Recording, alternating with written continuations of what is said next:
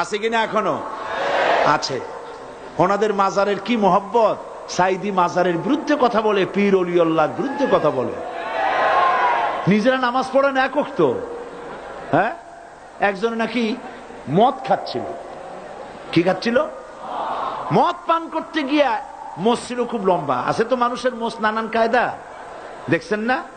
সেদিন একজনের দেখলাম এত বড় মোষ যে একেবারে মুখ টুক ঢাকা, লোকটা হাসে না কান্দে বোঝার কোন উপায় নেই। এরকম মোশালা এক লোক বাম হাত দিয়া মোষগুলা উঁচা করিয়া তারপরে মদ পান করতেছে। একজন এসে জিজ্ঞেস করছে, ভাই তুমি এত কষ্ট করে মদ খাও কেন? এক হাত দিয়ে উঁচু করে ধরিয়া তারপরে এত সাবধানতা অবলম্বন করে খাচ্ছ, কারণ কি?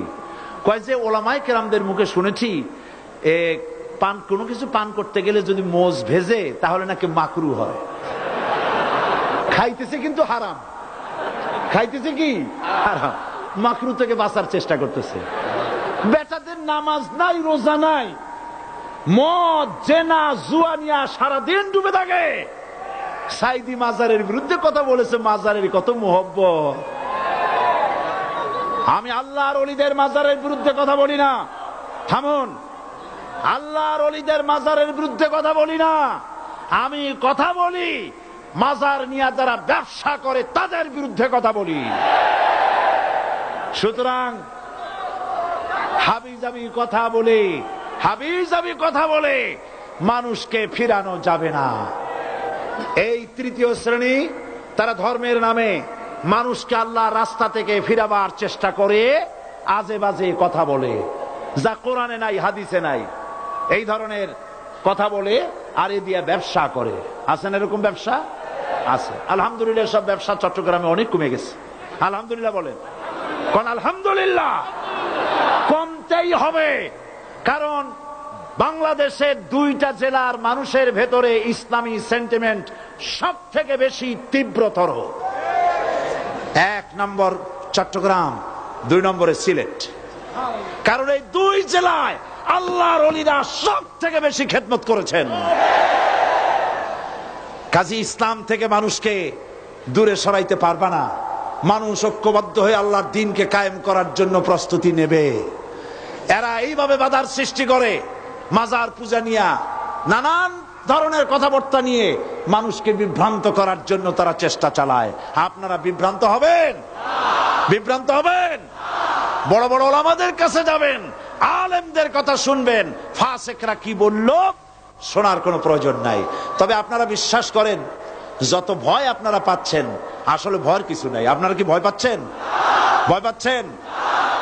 যত ষড়যন্ত্র হোক, আগামীকাল পূর্ব দিগন্ত থেকে সূর্য উদয় হওয়া যেমন সত্য, বাংলাদেশে ইসলামের রাষ্ট্র প্রতিষ্ঠিত হওয়া তেমন সত্য কথা ইনশাআল্লাহ।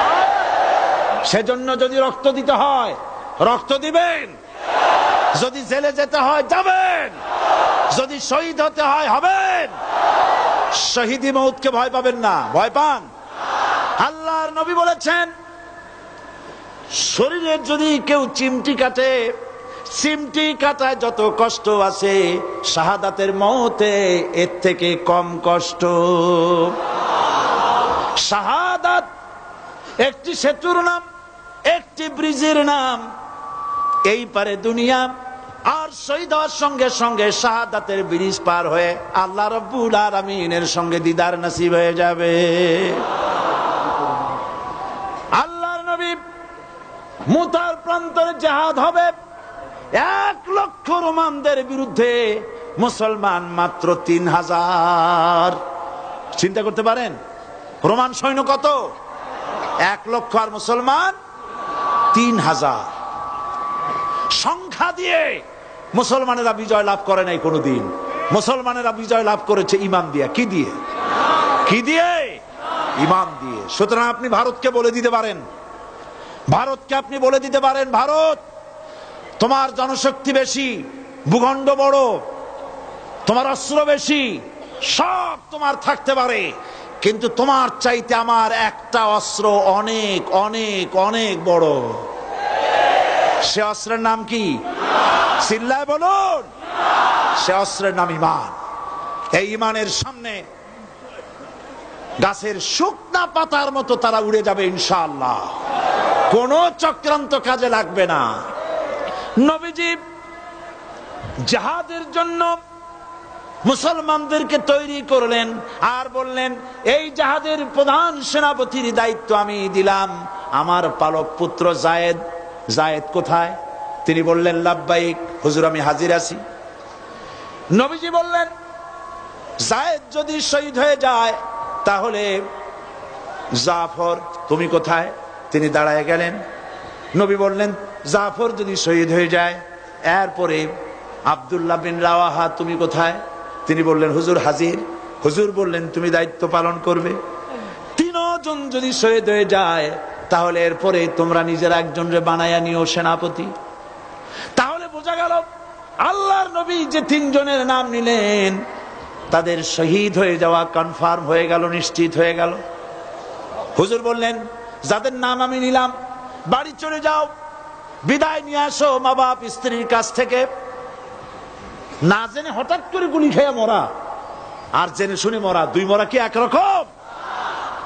বন্ধুগণ, হাদিস শরীফের ভিতরে এসেছে, হযরত যায়েদ বলেন, ইয়া রাসূলুল্লাহ, আমার তো আর যাওয়ার জায়গা নাই, আমার আব্বা আপনি, আপনি আমারে হুকুম করেছেন, আমার মা আয়েশা ঘরে বসে শুনেছেন, আমার তো আর যাওয়ার কোনো প্রয়োজন নাই। হযরতে জাফর বাড়ি চলে গেছেন। বিবিকে ডেকে বলেন, প্রাণের স্ত্রী, রাসূলুল্লাহ আমাকে জিহাদের ময়দানে সেনাপতি বানায়া পাঠাচ্ছেন, আমি জিহাদের ময়দানে চললাম, আমার এই ছেলেপেলেগুলিকে তুমি দ্বীনের রাস্তায় তৈরি করে দিও, আর আমি যে তোমার হক আদায় করতে পারলাম না, আমারে তুমি মাফ করে দিও।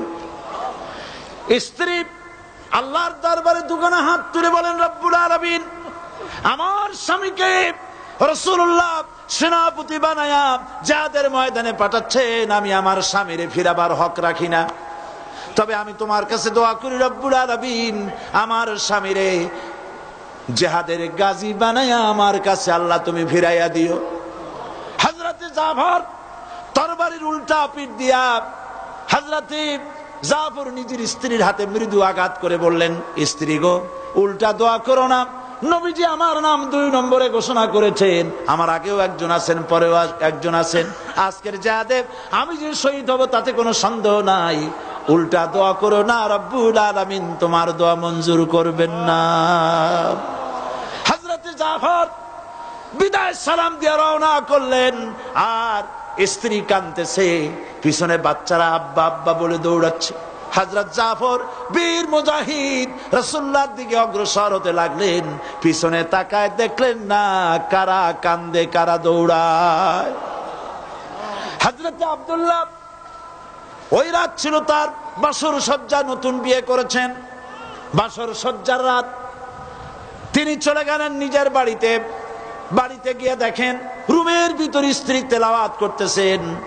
তিনি বাইরে দাঁড়ায় বলছেন, স্ত্রী গো, একটু তেলাওয়াত থামাও, আমার একটু কথা শোনো, নবীজি আমাকে জিহাদের ময়দানে সেনাপতি করে পাঠাচ্ছেন, আমি চললাম, আমি তোমাকে দেখি নাই, তোমার কোনো হক আদায় করতে পারি নাই, আজকে রাত ছিল বাসর সজ্জার রাত, কোনো হক আদায় করতে পারলাম না, আমারে মাফ করে দিও।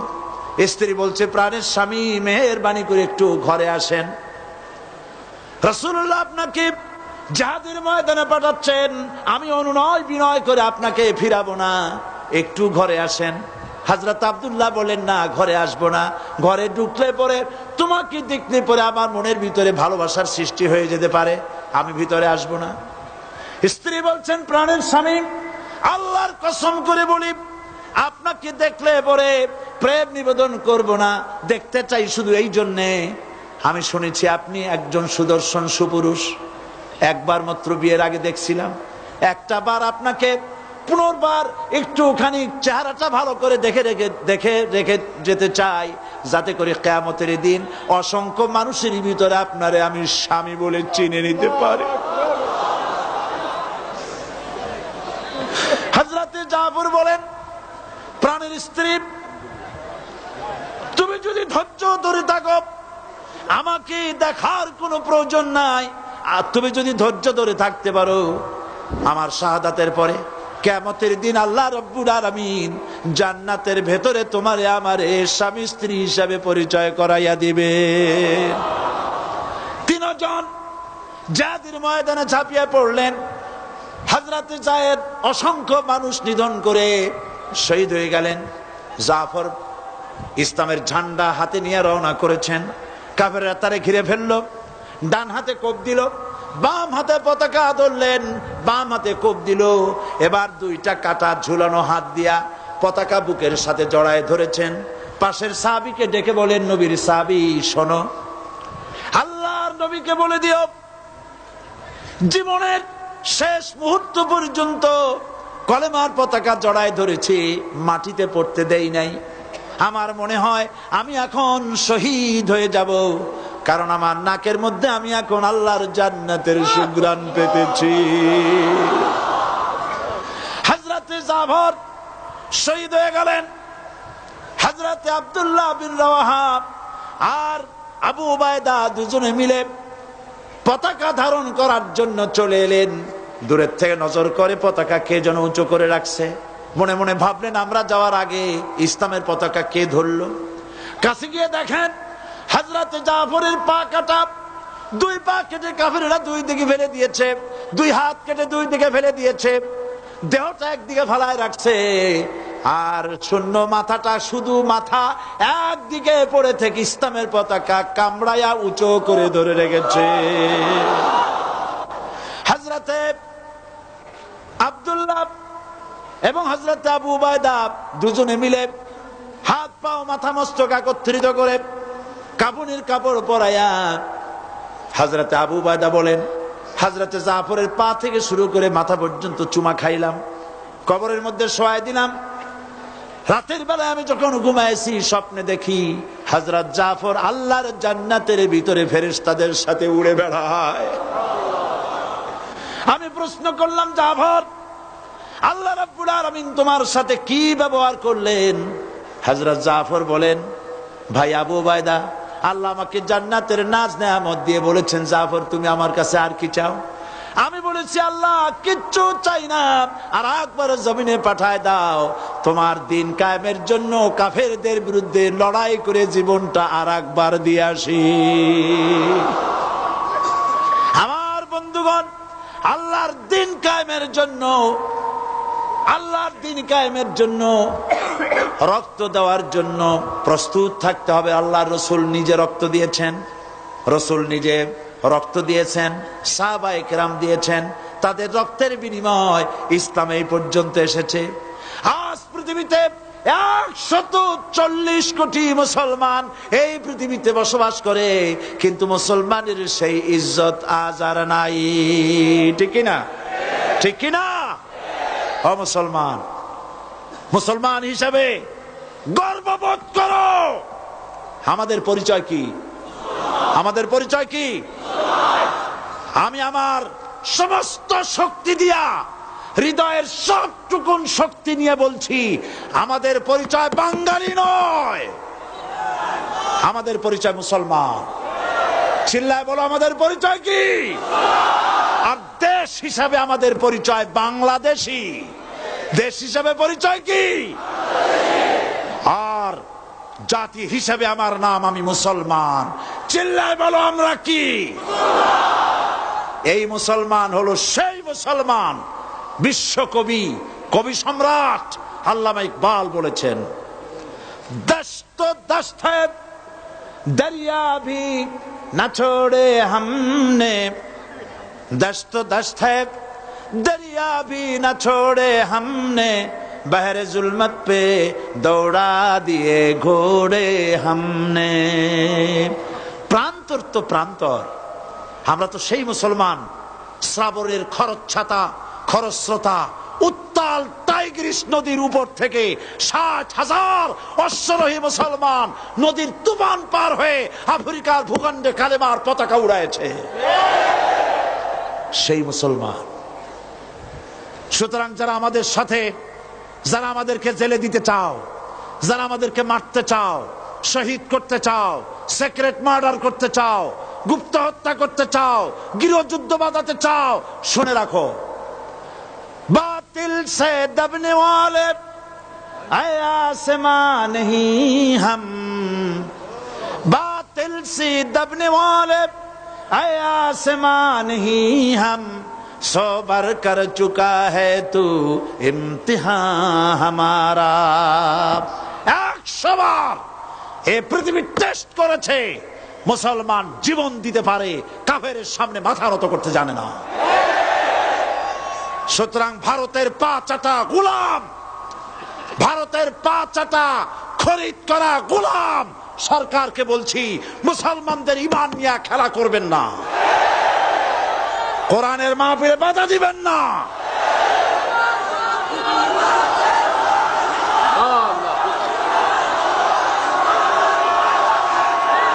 আল্লাহ রাব্বুল আলামিন মুসলমানদেরকে বিজয় দিবেন ইনশাআল্লাহ। বলেন ইনশাআল্লাহ, বলেন ইনশাআল্লাহ। শাহী জুমা মসজিদ, জুমা মসজিদে পুলিশ পাহারা দিতে হবে কেন? জুমা মসজিদে জুতা পায়ে দিয়া ঢুকলো কারা? আমি গতকাল বলেছি, আমার সাধারণ পুলিশের কোনো দোষ নাই, তাদের কোনো অন্যায় নয়। লাঠি যার হাতে যায় তার কথাই বলে, এটাই স্বাভাবিক। কিন্তু যারা মসজিদের ভিতরে জুতা পায়ে দিয়ে উঠলে, মুসল্লিদের রক্ত ভালালে, মুসল্লিদেরকে ধরে জেলে আটকালে, আল্লাহর শাস্তির ভয় করো। আল্লাহ আছেন, আল্লাহ আছেন, ভয় করো আল্লাহ পাককে। এই রকমের অবস্থা চিরকাল থাকবে না। এরকমের অবস্থা চিরকাল থাকবে মোটেই নয়, পরিবর্তন আসবেই এবং চট্টগ্রামে আসবে ইনশাআল্লাহ। সর্বপ্রথম চট্টগ্রামে আসবে।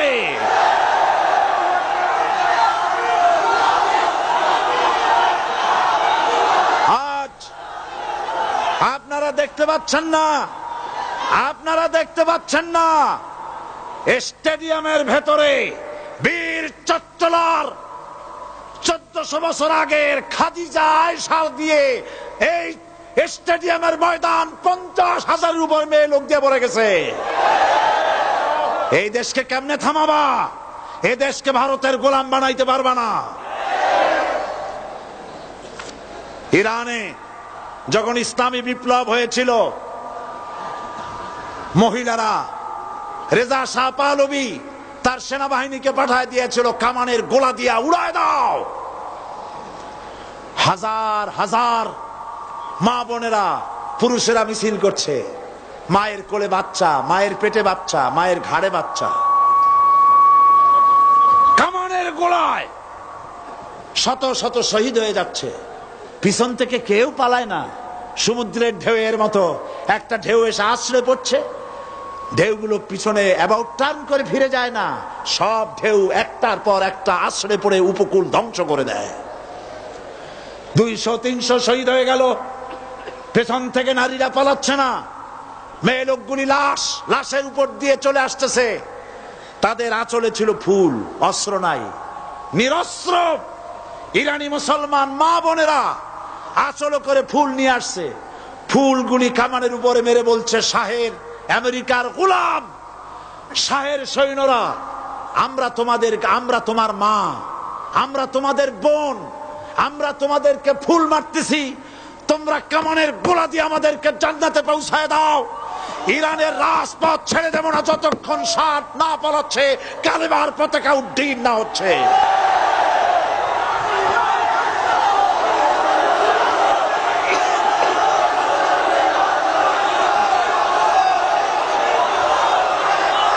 সুতরাং ভারতের পা চাটা গোলাম সরকারকে বলতে চাই, আজকের এই দৃশ্য চোখে দেখো, তাকায় দেখো। যদি প্রয়োজন হয় চট্টগ্রামের মা বোনেরা ঘর ছেড়ে রাস্তায় বেরিয়ে আসবে। ঢাকা, সিলেট, খুলনা সমস্ত শহর বাংলাদেশ অচল হয়ে যাবে। মুসলমানদের ঈমান পরীক্ষার, আগুন পরীক্ষার ক্ষেত্রে এগিয়ে এসো না। মুসলমানদের ইমানের পরীক্ষা নিতে চেও না। আল্লাহর দ্বীন বাংলাদেশের জমিনে প্রতিষ্ঠা হবেই হবে ইনশাআল্লাহ। সেই সুযোগ আল্লাহ যেন দান করেন, বলেন আমিন। সুতরাং আল্লাহ পাকের লা ইলাহা ইল্লাল্লাহর কালেমা, এই কালেমা প্রতিষ্ঠা করার জন্যে রক্ত দিতে হতে পারে, জান দিতে হতে পারে, শহীদ হতে পারে, প্রয়োজন হলে সকলকেই ওই পথে যেতে হবে। তারপরেও বাংলাদেশে কোরআনের রাস কায়েম করতে হবে। সরকারকে বলছি, আলেমদের গায়ে আর হাত দিবেন না। মুফতি ইজহার সাহেবের সঙ্গে বেয়াদবি করেছেন। তিনি আলেমদের ওস্তাদ, হাজারো আলেমদের ওস্তাদ। তিনি কওমি মাদ্রাসার আলেম। আমি জীবনেও কওমি মাদ্রাসায় পড়িনি, আলিয়ায় পড়েছি। মনে করবেন না আমাদের মধ্যে দুশ্মনী আছে, কারো গায়ে হাত দিলে আর একজন কথা বলবে না। আর একজন বাংলাদেশের আর একজন আলেমের গায়ে যদি সরকার হাত দেয়, বাংলাদেশ দাবানলের মতো দাউ দাউ করে আগুন জ্বলবে।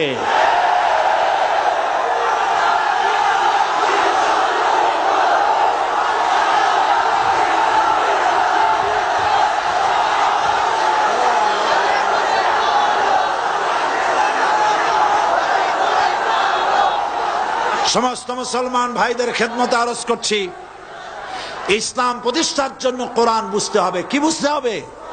কোরআন বুঝতে হবে। আপনারা তো হাত তোলা তো বাড়ির কাছে সবাই দাঁড়ায় গেছেন, বাংলাদেশে ইসলামী রাষ্ট্র চান, তাই না? কিন্তু ইসলামী রাষ্ট্র চাওয়ার আগে সকলকে নামাজি হতে হবে, 5 ওয়াক্ত নামাজ সঠিকভাবে আদায় করতে হবে। রাজি আছেন? রাজি আছেন? আপনারা যদি নামাজি না হন, আল্লাহর কোনো ঠেকা পড়ে নাই বেনামাজিদের কাছে। আল্লাহর দ্বীন আল্লাহ কায়েম করে দেবে, আল্লাহর কোনো প্রয়োজন নাই। কথা বুঝতে পেরেছেন? ওয়াদা করতে পারবেন যে নামাজ আর ছাড়বেন না? ওয়াদা করতে পারবেন? সমস্ত পুরুষ আর মা বোনেরাও, আপনাদেরকে কেউ দেখছে না, আপনারা পর্দায় আছেন, আল্লাহ দেখতেছে। কে দেখতেছে? সকল মুসলমান নরনারী আকাশের দিকে দুহাত উঁচু করেন, বলেন ইয়া আল্লাহ, এ পবিত্র কোরআনের মাহফিলে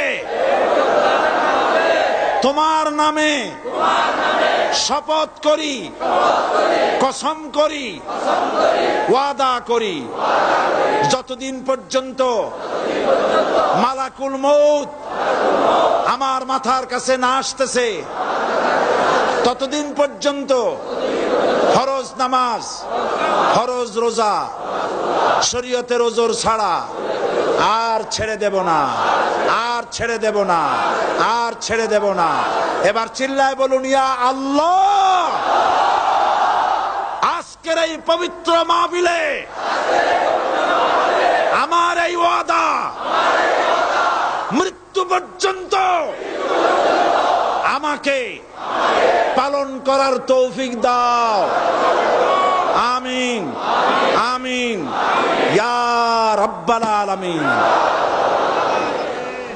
আমি এখন মোনাজাত করব আপনাদের নিয়ে।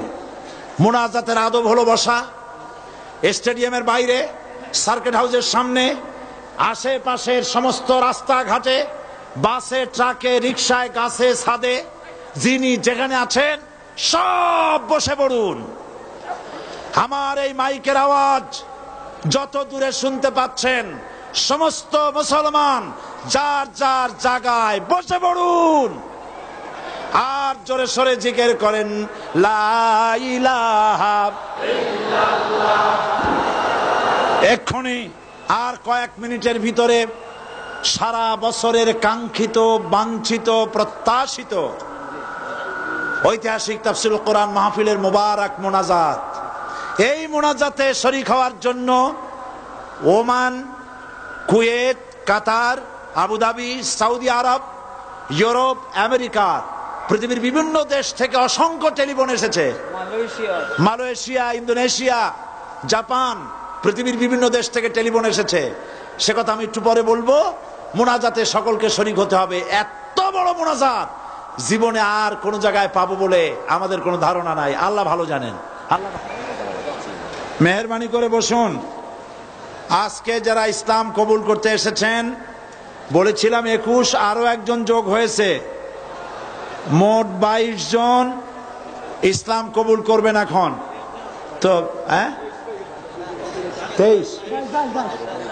তো আমি প্রত্যেক দিনের মতো তাদের নাম আজকে আর বলতে পারলাম না, নাম ঠিকানা বলতে গেলে সময় লাগবে, আপনাদের অনেক দূর যেতে হবে বলে আমি নাম বললাম না। তবে একটা কথা বলতে হয়, একটা স্লিপ আসছে আমার কাছে, 16 শহর 2 নম্বর গেট মাহফিলের জন্য আগত গাড়ি থেকে আক্রমণ করে 5 জন অপহরণ করা হয়েছে।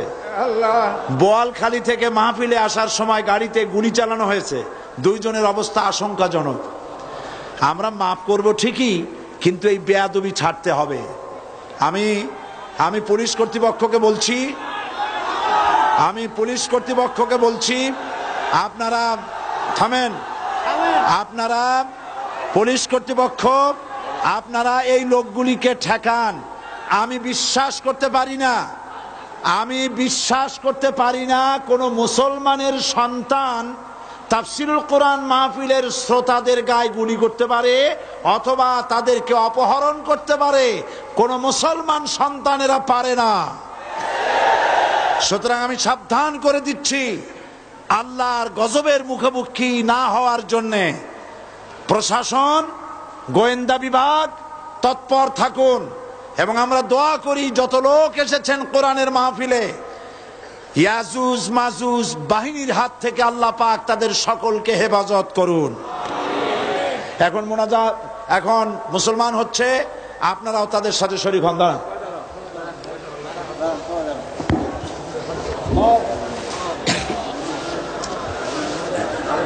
হাত দেন সকলে, আমার সাথে হাত দেন, আমার হাত ধরেন সকলে। লা ইলাহা ইল্লাল্লাহু মুহাম্মাদুর রাসূলুল্লাহ। আল্লাহ ছাড়া কোন ইলাহ নাই, মাবুদ নাই, মুহাম্মদ সাল্লাল্লাহু আলাইহি ওয়াসাল্লাম আল্লাহর প্রেরিত রাসূল। আশহাদু আন লা ইলাহা ইল্লাল্লাহু ওয়াহদাহু লা শারীকা লাহু ওয়া আশহাদু আন্না মুহাম্মাদান আবদুহু ওয়া রাসূলুহু। আমি সাক্ষ্য দিচ্ছি আল্লাহ ছাড়া কোন ইলাহ নাই, মাবুদ নাই, উপাস্য নাই, তিনি এক, তিনি একক, তার কোন অংশীদার নাই। আমি আরো সাক্ষ্য দিচ্ছি মুহাম্মদ সাল্লাল্লাহু আলাইহি ওয়াসাল্লাম আল্লাহর বান্দা এবং তার প্রেরিত রাসূল। সকলকে বলো আসসালামু আলাইকুম। আপনারা সালামের জবাব দিন। সবাই বসুন।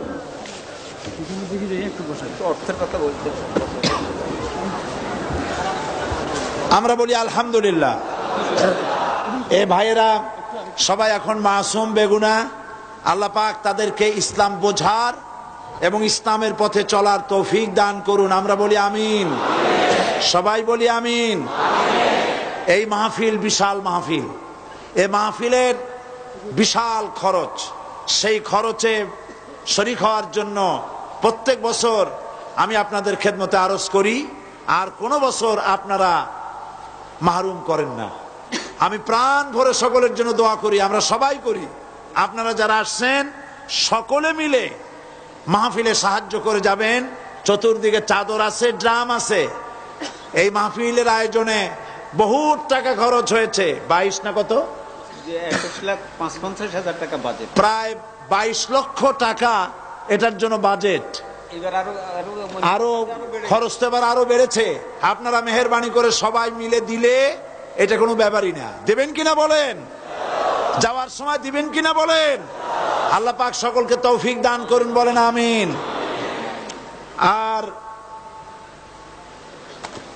Bangladesh Education Society, Bangladesh Islamic Centre, Al Quran Academy London সহ, জনতা পাবলিকেশনস সহ বাংলাদেশের বিভিন্ন জায়গা থেকে অসংখ্য লাইব্রেরিয়ান মোবাইল লাইব্রেরি হিসেবে তারা চট্টগ্রামের তাফসির মাহফিলে এসেছেন, এবং এটা বাংলাদেশের সর্বশ্রেষ্ঠ ইসলামী বইমেলা।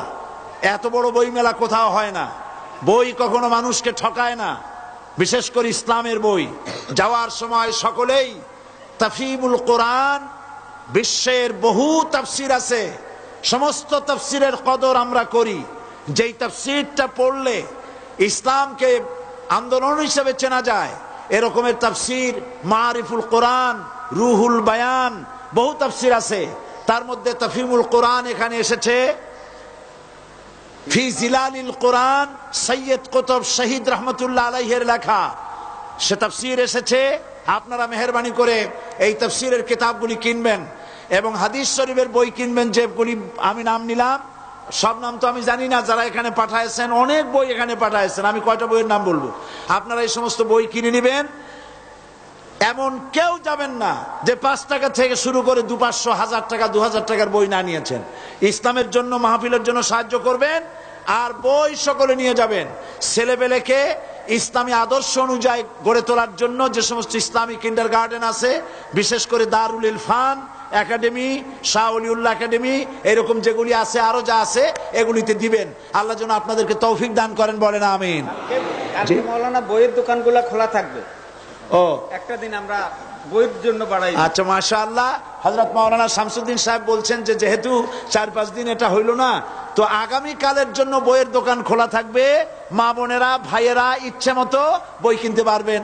আর সর্বশেষ আয়াতুল কুরসির তাফসীর আমার ইচ্ছা ছিল 5 দিন আমি আপনাদেরকে শোনাবো ইনশাআল্লাহ, কিন্তু পারলাম না। মাত্র 3 দিনে শেষ হয়ে গেল, আর শেষ করতে পারলাম না, একটা অংশ শেষ করতে পারিনি। তবে এই তাফসীর সৌদি আরবের শ্রেষ্ঠ আলেম বর্তমান মোহাম্মদ সালেহ বিন আল উসাইমিন, তার লেখা আয়াতুল কুরসি তাফসীর অনুবাদ হয়েছে। আমি নিজে এটাকে এডিট করেছি, সম্পাদনা, অনুবাদকে সম্পাদনা করেছি। বইটি প্রত্যেক লাইব্রেরিতে আছে, আয়াতুল কুরসির তাফসীর। সবাই খরিদ করে নিয়ে যেতে চেষ্টা করবেন। আল্লাহ রাব্বুল আলামিন সকলকে ইসলামের পথে চলার জন্য, ইসলাম বোঝার এবং এই রাস্তায় চলার তৌফিক দান করুন। দোয়া তো সবাই নাম নিয়ে নেওয়া যাবে না। এই দস্তগীর সাহেব সহ, মীর নাসির সাহেব, জাহাঙ্গীর সাহেব সহ, জনাব কি ওয়াহিদুর রহমান সাহেব সহ যারাই সহযোগিতা করেছেন, পানির ব্যবস্থা করেছেন, আইন আদালতের মোকাবেলা করেছেন, সমস্ত অন্যায়ের ষড়যন্ত্রের মোকাবেলা করেছেন, সবার জন্য প্রাণ ভরে দেওয়া হবে। আর যাদের সন্তান নাই তাদের যে কি কষ্ট, বহু চিঠি তারা লিখেছেন, ওমান থেকে, প্যারিস থেকে, সৌদি আরব থেকে, আজকেও বহু টেলিফোন এসছে, তারা দোয়া চেয়েছেন। আপনারা সবাই তাদের জন্য দোয়া করবেন। গ্রিসের রাজধানী এথেন্স, সেখান থেকেও আমার কাছে টেলিফোন এসেছে, তারা দোয়া চেয়েছে। তারা এই তাফসীর মাহফিলের জন্য কান্নাকাটি করেছে। আসেন আল্লাহ পাকের কাছে দোয়া করার আগে আল্লাহকে একটু ডেকে নেই আমরা সবাই, সকলে গলা ছেড়ে মহব্বতের সাথে আপনারা কিছু সময় আল্লাহকে ডাকেন। সুবহানাল্লাহ ওয়ালহামদুলিল্লাহ লা ইলাহা ইল্লাল্লাহ, সুবহানাল্লাহ ওয়ালহামদুলিল্লাহ লা ইলাহা ইল্লাল্লাহ, সুবহানাল্লাহ ওয়ালহামদুলিল্লাহ লা ইলাহা ইল্লাল্লাহ, সুবহানাল্লাহ ওয়ালহামদুলিল্লাহ লা ইলাহা ইল্লাল্লাহ, লা ইলাহা ইল্লাল্লাহ মুহাম্মাদুর রাসূলুল্লাহ। আল্লাহুম্মা আমিন। রব্বানা যালামনা আনফুসানা ওয়া ইন লাম তাগফির লানা ওয়া তারহামনা লানাকুনান্না মিনাল খাসিরিন। সবাই পড়েন আমার সাথে, রব্বানা যালামনা আনফুসানা ওয়া ইন লাম তাগফির লানা ওয়া তারহামনা লানাকুনান্না মিনাল খাসিরিন। ربنا ظلمنا أنفسنا وإن لم تغفر لنا وترحمنا لنكونن من الخاسرين ربنا العالمين 3 দিন ব্যাপী কোরআন শরীফের তাফসীরের মাহফিলে আমরা দরুদ পড়েছি, জিকির আজকার করেছি, কোরআনের আলোচনা করেছি। আল্লাহ, আমি মানুষ, যারা আলোচনা এখানে করেছেন আমরা সবাই সাধারণ মানুষ। আলোচনায় যদি কোনো ভুল হয়ে থাকে আল্লাহ দয়া করে মাফ করে দাও। রব্বুল আলামিন, আমাদের দোয়া দুরুদি জিকির আজকারে আমাদের আলোচনায় তুমি যে খুশি হয়েছো যতটুকুন, তার সওয়াবটুকুন বিশ্বনবী মুহাম্মাদুর রাসূলুল্লাহ সাল্লাল্লাহু আলাইহি ওয়াসাল্লামের রূহ মুবারকে পৌঁছায়া দাও। রব্বুল আলামিন, तमाम আম্বিয়ায়ে কেরাম, উলামায়ে মুতাকাদ্দিমিন, উলামায়ে মুতাআখিরিন, সালফে সালিহিন, যারা দুনিয়া থেকে মুমিনাত বিদায় হয়ে গেল, আল্লাহ কবরগুলিকে জান্নাতের টুকরায় পরিণত করে দাও। রব্বুল আলামিন, এই লক্ষ লক্ষ মুসলমান নরনারী ভিক্ষুকের মতো তোমার দরবারে হাত তুলেছি। আল্লাহ গো, আমাদের মধ্য থেকে আমাদের মা বাপ যাদের দুনিয়া থেকে বিদায় হয়ে গেছে, আল্লাহ আমাদের মা বাপের কবরে সওয়াব পৌঁছায়া দাও। রব্বুল আলামিন, আত্মীয় স্বজন যদি বিদেশে থাকে 2 মাস 6 মাস পর চিঠি দিয়া খোঁজ খবর পাওয়া যায়, প্রত্যেক দিন টেলিফোন করে খবর পাওয়া যায়, কিন্তু আমাদের মা বাপ যাদের মারা গেল, বছরের পর বছর, যুগের পর যুগ বিদায় হয়ে গেল, কোন হালতে আছে জানি না। আল্লাহ আমাদের মা বাপের কবরগুলি জান্নাতের টুকরায় পরিণত করে দাও। রব্বুল আলামিন, আমাদের আব্বা কত মহব্বত করতেন, কত কষ্ট করেছেন। আল্লাহ তাআলা আমাদেরকে লেখাপড়া শেখাবার জন্য কত কষ্ট করেছেন, মানুষ বানাবার জন্য কত কষ্ট করেছেন। আমাদের জন্য ঘর বাড়ি বানায়া জায়গা জমি কিনে রেখে সবগুলি থুয়ে খালি হাতে চলে গেছে বাবা। আল্লাহ, আমাদের আব্বার রুহের পরে সওয়াব পৌঁছায়া দাও। রব্বুল আলামিন, এখন তো আর বাড়ি গেলে নাম ধরে কেউ ডাকে না। আয় আল্লাহ, আমাদের আব্বা যত গুনাহ করেছি জানা অজানা, সমস্ত গুনাহগুলি আল্লাহ তুমি সাইয়াদগুলি হাসানাত দিয়া বদলাইয়া দাও।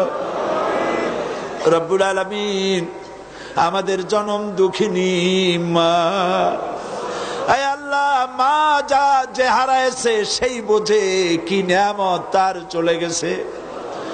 আল্লাহ, আমাদের মা যার বিদায় হয়ে গেছে, মায়ের কবরটাকে জান্নাতের টুকরায় পরিণত করে দাও। রব্বুল আলামিন, মায়ের পেটের ভিতরে বসে 10টা মাস ধরে মায়ের কষ্ট দিছি। তিনি ডেলিভারিতে কষ্ট করেছেন, 2-2.5 বছর বুকের দুধ খেয়ে কষ্ট দিয়েছি, পেশাব পায়খানা করে মায়ের কাপড় চোপড় নষ্ট করে দিয়েছি। মা বিরক্ত হন নাই, থাপ্পড় মারেন নাই, আছাড় দিয়া ফালায় দেন নাই। আল্লাহ, মা যাদের মারা গেল মাবুদ, মায়ের কবরটাকে জান্নাতের টুকরা বানায়া দাও। রব্বির হামহুমা কামা রব্বায়ানি সগীরা।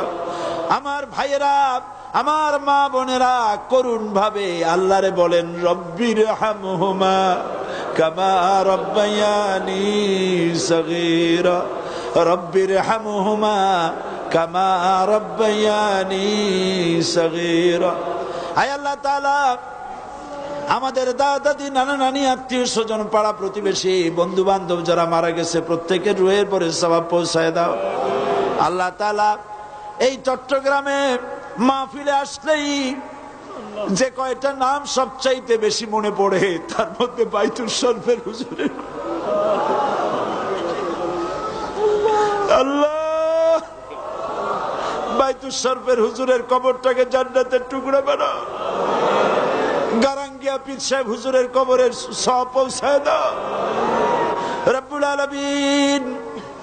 আর একজন সিংহ পুরুষ এই এলাকা থেকে বিদায় হয়ে গেছে, মাওলানা সিদ্দিক আজাদ। আল্লাহ কবরটাকে বেহেশত বানায় দাও রব্বুল আলামিন। হযরত সৈয়দ আব্দুল আহাদ আল মাদানী, আল্লাহ এই নিয়ামত আমরা হারাইছি, আল্লাহ তার কবরে তার রূহের পরে সওয়াব পৌঁছায় দাও রব্বুল আলামিন। আমাদের মধ্য থেকে আত্মীয় স্বজন যারা চলে গেল তাদেরকে মাফ করে দাও।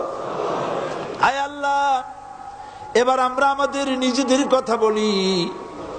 তুমি তোমার আরশে আজিম থেকে চট্টগ্রামের এই মাটির দিকে তাকাও।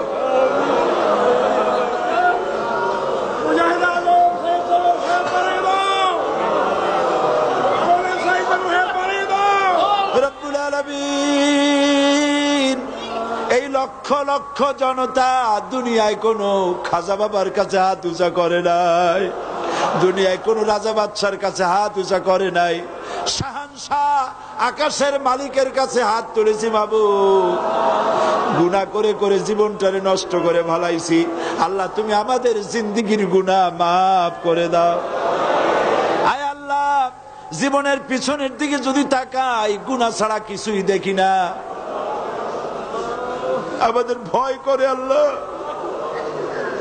আয় আল্লাহ, জেনে না জানে শিরক বিদআত যত গুনাহ আমরা করেছি, আল্লাহ জিন্দেগির গুনাহ মাফ করে দাও রব্বুল আলামিন। ছেলে যদি অন্যায় করে বাপে পিটাইয়া বাড়ি থেকে বাইর করে দেয়, ছেলে সারাদিন বাইরে ঘোরে, বাপের ভয়তে বাড়ি আসে না, বাপ রাত্রিবেলায় ঘুমায় যায়, আর মা দুপুরেও খায় নাই যেহেতু ছেলে পায়নি। গভীর রাত্রে মা না ঘুমাইয়া দাঁড়ায় থাকে দরজার কাছে, আর ছেলে সারাদিন ঘুরে ঘুরে রাতের বেলায় দরজার কাছে এসে বলে, মা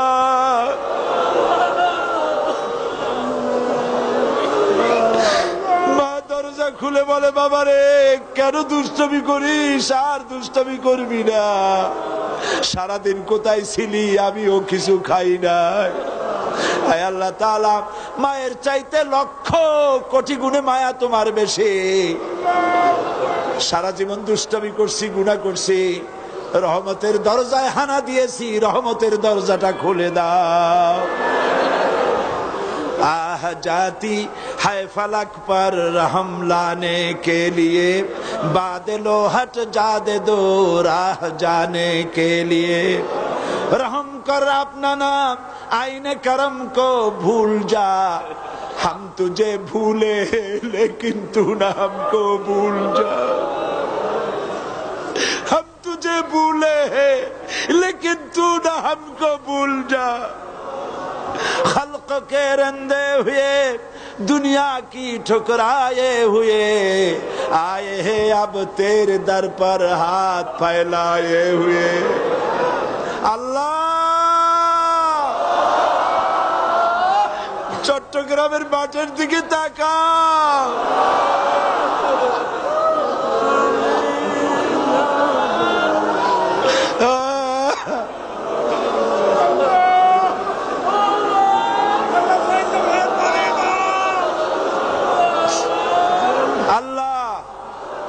আল্লাহ, এই চট্টগ্রামের তাফসীরের মাহফিলে যারা বাধা দিল মাবুদ,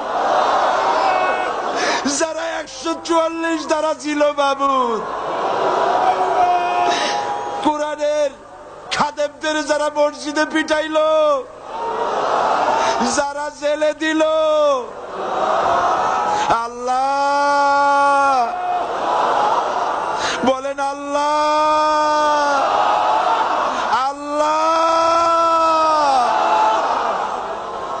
हिदायत नसीब करो, हिदायत नसीब करो बाबू।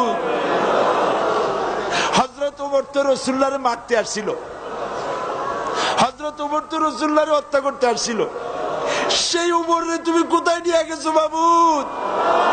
যারা তাফসীর মাহফিলে বাধা দিল, এই সবগুলিকে আল্লাহ আমাদের বানায় দাও আল্লাহ। আল্লাহ আল্লাহ বাংলাদেশ পৃথিবীর দ্বিতীয় বৃহত্তম মুসলিম দেশ। আমরা একটা বিপদে পড়ছি মাবুদ, আমরা ভুল করছি। আমার ভাইরা কান্দেন, আমরা ভুল করছি মাবুদ, আমরা বিপদে পড়েছি মাবুদ, আমাদের বিপদ থেকে বাঁচাও আল্লাহ। তুমি প্যালেস্টাইনে মুসলমান মারতেছো, আলজেরিয়া মুসলমান মারতেছো, বসনিয়া মারতেছো, তুমি কি আমাদের ব্যাপারে ওই রকম সিদ্ধান্ত নিছো নাকি মাবুদ? মাবুদ, তুমি কি সত্যি আমাদের উপর রাগ করছো? তুমি কি রাগ করতে পারো? তুমি তো রহমান, তুমি তো রহিম, তুমি তো বলছো নাব্বি ইবাদি আন্নী আনাল গফুরুর রহিম। আল্লাহ আমাদের উপরে রাগ করো না, আমরা যাবো কই? আল্লাহ তুমি যদি রাগ করে আমাদের ফালায় দাও, তোমার কোনো ক্ষতি নেই, তোমার কোনো ক্ষতি নাই। কত ভালো বান্দা তোমার আছে, ক্ষতি তো সব আমাদের। আমাদের যদি পালায় দাও, আমরা তোমার মতো আল্লাহ পাবো কোথায় বাবু? আমাদের পালায় দিও না, রাগ করো না, গোসা করো না বাবু। আল্লাহ প্যালেস্টাইনি মুসলমানদের স্বাধীন বানায় দাও, কাশ্মীরের মুসলমানদেরকে স্বাধীন বানায় দাও, আলজেরিয়া বসনিয়া স্বাধীন বানায় দাও। আমার মা বোনেরা, চট্টগ্রামের মা বোনেরা কত কষ্ট করে আসছে, তাদের জন্য এবছর কিছু বলতে পারলাম না। প্রত্যেক বছর তাদের জন্য আলাদা কথা বলি, এবার কিছুই বলতে পারি রে আল্লাহ। আমার যত মা বোনেরা আসছে আল্লাহ, মা বোনদেরকে হযরত আয়েশা খাদিজার সাথে বেহেশত হইতে পারে এমন জীবন যাপনের তৌফিক দিয়ে দাও আল্লাহ। একটা মেয়ে লোকের বিয়ে হওয়ার পর তার জীবনের সবচাইতে বড় স্বাদ থাকে মা ডাক শোনার। এই বাচ্চা যারে তুমি দাও নাই, তার তো কলিজা মরুভূমি হয়ে গেছে বাবু। তুমি এই তাফসীর মাহফিলের দোয়া কত কবুল করছো আল্লাহ। নিসন্তানী মাদেরকে, নিসন্তানীদেরকে মা বানায় দাও, তাদের সন্তান দাও আল্লাহ। কত মানুষের রোগের জন্য দোয়া চেয়েছে, এত নাম আমরা কেমনে বলবো, তুমি তো সব জানো আল্লাহ। একজন এমপি সাহেব টেলিফোন করে আমাকে বলেছেন তার ছেলে ডেঙ্গু জ্বর হয়েছে, আল্লাহ ভালো বানায় দাও। যতজনে দোয়া চেয়েছেন সবাইকে তুমি রহমত করো মাবুদ। আপনারা দোয়া করেন। অধ্যাপক গোলাম আজম সাহেব টেলিফোন করে আমাকে বলেছেন তার পুত্রতুল্য স্নেহের খাদেম আতাউর রহমান মৃত্যুর মুখোমুখি হয়ে গেছে। আল্লাহ তুমি দয়া করে এই ছেলেটাকে বাঁচায় দাও আল্লাহ, তার প্রতি তুমি রহম করো বাবু। সারা পৃথিবী থেকে যত দোয়া চেয়েছে বাবু, গ্রিস থেকে, এথেন্স থেকে, প্যারিস থেকে, অস্ট্রিয়া থেকে, লন্ডন থেকে, কুয়েত, কাতার, ওমান, সৌদি আরব, মালয়েশিয়া, ভারত, পাকিস্তান, যত দেশ থেকে দোয়া চেয়েছে আল্লাহ, কোরআনের মাহফিলের দোয়া কবুল হয় বিশ্বাস করে দোয়া চেয়েছে আল্লাহ। কাউকে মারুম করো না বাবু আল্লাহ। আল্লাহ কোরআন শরীফের মাহফিলের চেষ্টা করতে গিয়ে যারা মাইর খাইলো, যাদের পুলিশে পিটাইলো আল্লাহ, তাদেরকে তুমি ভালো বানায় দাও, সুস্থ করে দাও। যে ছেলেটার চোখ যাচ্ছে আল্লাহ তুমি তার চোখটা ফিরায় দাও আল্লাহ। আমার দেশের সেনাবাহিনী, আমার দেশের সেনাবাহিনী খালিদ বিন ওলীদের মতো বানায় দাও, ঈমান দিয়া বুক ভরে দাও, ইসলামের জন্য পাগল বানায় দাও। আমার দেশের বিডিআর, আমার দেশের পুলিশ খালিদ বিন ওলীদের মতো বানায় দাও। কাফেরদের গোলামি আমার সেনাবাহিনী, আমার বিডিআর, আমার পুলিশ, আমার এয়ারফোর্স কোনদিন যেন কাফের গোলামি না করে আল্লাহ। এদের নামাজি বানাও, এদের দিনদার বানাও, এদের পরহেজগার বানাও। দেশ শাসন যারা করছে আল্লাহ তাদের কলজার মধ্যে জাহান্নামের ভয় দাও, তাদের মৌতের ভয় দাও। আলেম ওলামাদেরকে গ্রেফতার করার সাহস যেন তারা না করে, মাদ্রাসা বন্ধ করার সাহস যেন তারা না করে। বাংলাদেশকে কিয়ামত পর্যন্ত স্বাধীন বাংলাদেশ হিসাবে টিকায় রাখো। আল্লাহ, যেসব ছেলেরা লাঠি মিছিল করলো কোরআনের বিরুদ্ধে, আলেমের বিরুদ্ধে, আল্লাহ এগুলি সব আমাদের ছেলে। আল্লাহ, কাফেরেরা আমাদের ছেলেগুলিকে আমাদের বিরুদ্ধে ব্যবহার করতেছে। আল্লাহ, এই অভিযোগ তোমার কাছে ছাড়া কার কাছে করব? আমার ছেলের কাঁধের উপরে বন্দুক রেখে কাফেরেরা আমার বুককে তাক করেছে। আল্লাহ, আমার সব ছেলে আমাদের ফিরায় দাও। আল্লাহ, তুমি দোয়া কবুল করো। আল্লাহ, স্বেচ্ছাসেবক ভাইরা কয়টা দিন যা পরিশ্রম করেছে, চেহারাগুলি কালো হয়ে গেছে, না খায়া না ঘুমাইয়া। বাবু, সমস্ত স্বেচ্ছাসেবকদেরকে আল্লাহ পাক তুমি তাদের উপরে রহমত নাজিল করো। বাবু, সকলকে আহলে কোরআন বানায় দাও। জেলখানায় যত লোক আছে অন্যায়ভাবে জেলের মধ্যে যাদের রাখা হয়েছে, আল্লাহ তাদেরকে বের করে দাও। আল্লাহ, আজকের এই মাহফিলে যত লোক হাত তুলেছি, সারা জীবন তোমাকে সেজদা করেছি, কাবা শরীফকে, তোমাকে কাবাকে কেন্দ্র করে তোমারে সেজদা দিছি, কিন্তু অনেকেই কাবা শরীফ চোখে দেখে নাই। রব্বুল আলামিন, আজকের মাহফিলে যত লোক আসছে, আমাদের পয়সার অভাব আছে, তোমার পয়সার অভাব নাই। রব্বুল আলামিন, যত মুসলমান নরনারী এ মাহফিলে এসেছে, কাবা শরীফ চোখে দেখার তৌফিক দিয়া দাও। রব্বুল আলামিন, তোমার নবীকে আমরা চোখে দেখি নাই, কাফের বেঈমানেরা অত্যাচার করেছে, মারধর করেছে, রক্ত ঝরাইছে। বঙ্গোপসাগরের কর্ণফুলীর কিনারায় চট্টগ্রাম আউটার স্টেডিয়ামে তোমার হাবিবের লক্ষ লক্ষ উম্মত নরনারী তোমার নবীকে দেখি নাই। নবীর জন্য পাগল হয়ে দরুদ পড়ি। দয়া করে অন্তত তামাম জিন্দেগির ভিতরে একটা রাতে নবী পাকের সঙ্গে আমাদের স্বপ্নে জিয়ারত করাইয়া দিও। রব্বুল আলামিন, আল্লাহ, যত লোক এখানে মুসলমান হয়েছেন, সমস্ত যত লোকে যাবত মুসলমান হয়েছে, আজকে যারা হয়েছে, সবাইকে আল্লাহ দিনদার ইমানদার মুজাহিদ বানায় দাও। আল্লাহ, এই মাহফিলে যত আলেম ওলামা আসছেন, সকলের প্রতি তুমি রহম করো। হযরত মাওলানা শামসুদ্দিন সাহেব 1992 সনে তুমি তার দৃষ্টি নিয়েছ।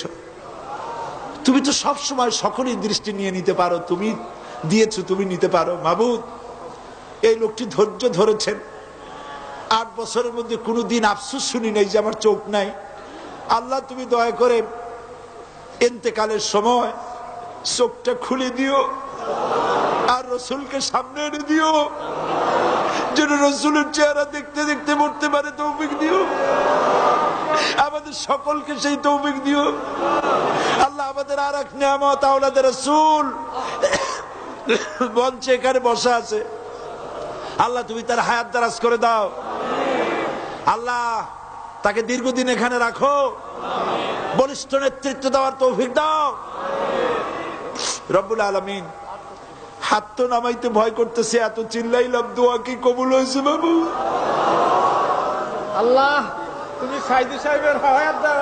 আল্লাহ, সাইদি সাহেবের হায়াত বাড়াই দাও, তাকে সুস্থ করে দাও। সাইদি সাহেবের হায়াত বাড়াই দাও, সাইদি সাহেবের হায়াত বাড়াই দাও, স্বাস্থ্য মজবুত করে দাও। আল্লাহ, তার হায়াত দারাজ করে দাও। তোমার কথা, তোমার কোরআনের কথা যেন বলতে পারে তৌফিক দান করো। ইয়া আল্লাহ, তার কণ্ঠস্বরকে আল্লাহ অটুট করে দাও। ইয়া আল্লাহ, তাকে সুস্থ করে দাও। ইয়া আল্লাহ, অসুস্থতার কথা আমাকে বলেছে, আল্লাহ অসুস্থ হলে তোমার কোরআনের বাণী কি করে পৌঁছাবে? আল্লাহ, তাকে সুস্থ করে দাও। কিন্তু তুমি তো জানো আল্লাহ, সমস্ত অসুবিধাগুলা তুমি দূর করে দাও। আল্লাহ, তোমার দিনের কথা আরো বলিষ্ঠ ভাবে তো বলার তো আমার বন্ধুগণ, আল্লাহ, যত আমাদের এই তাফসীরুল কোরআন মাহফিলে এসেছে এবং তোমার দিনের কথা সারা দুনিয়াতে বলে বেড়াচ্ছে, আল্লাহ সকলকে তুমি সুস্থ রাখো, বলিষ্ঠ কণ্ঠস্বর দাও। আল্লাহ পাক আমাদের সকলের দোয়া কবুল করুন, বলেন আমিন। আমি এখন কয়েক সেকেন্ড আপনাদের জন্য ছেড়ে দিলাম। অনেকের প্রত্যেকেরই নিজ নিজ কিছু কথা আছে। এই মাহফিলের দোয়া নিঃসন্দেহে কবুল হবে ইনশাআল্লাহ।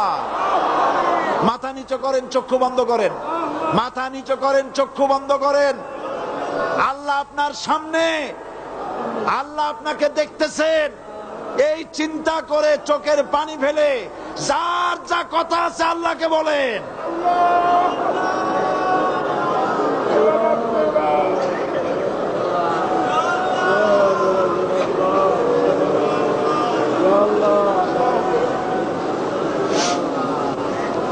আল্লাহ, তোমার বান্দাগুলি কি চাইতেছে এখন, এই লক্ষ লক্ষ বান্দারা কি চাইতেছে তুমি জানো বাবু। যে যা চাইতেছে আল্লাহ বৈধভাবে সবাইকে দান করে দাও আল্লাহ। ডাকেন আল্লাহরে, বলেন আল্লাহ, আল্লাহ, আল্লাহ, ইয়া রহমান, ইয়া রহিম, ইয়া হাইয়্যু, ইয়া কাইয়্যুম। আল্লাহ, যেসব দেশের স্বাধীনতা নাই তারা জানে পরাধীনতার কি দুর্দশা। আমরা আমাদের এই স্বাধীনতা কিয়ামত পর্যন্ত চাই। আল্লাহ তুমি বজায় রাখো। আমাদের দেশটা কোরআনের শাসন হয়েছে, এটা আমাদের চোখে দেখাইও আল্লাহ। ইসলামী সমাজ কল্যাণ পরিষদকে কিয়ামত পর্যন্ত এদের খেদমতের তৌফিক দিয়ে দিও। আল্লাহুম্মা ইন্না নাজআলুকা ফি নুহুরিহিম ওয়া নাউযু বিকা মিন শুরুরিহিম। রব্বানা তাকাব্বাল মিন্না ইন্নাকা আনতাস সামিউল আলিম ওয়া তুব আলাইনা ইন্নাকা আনতাত তাওয়াবুর রহিম। সুবহান রাব্বিকা রাব্বিল ইজ্জাতি আম্মা ইয়াসিফুন ওয়া সালামুন আলাল মুরসালিন ওয়ালহামদুলিল্লাহি রাব্বিল আলামিন। ওয়াজআল আখির কালিমাতিনা ইনদাল মাউত লা ইলাহা ইল্লাল্লাহু মুহাম্মাদুর রাসূলুল্লাহ। আসসালামু আলাইকুম ওয়া রাহমাতুল্লাহ।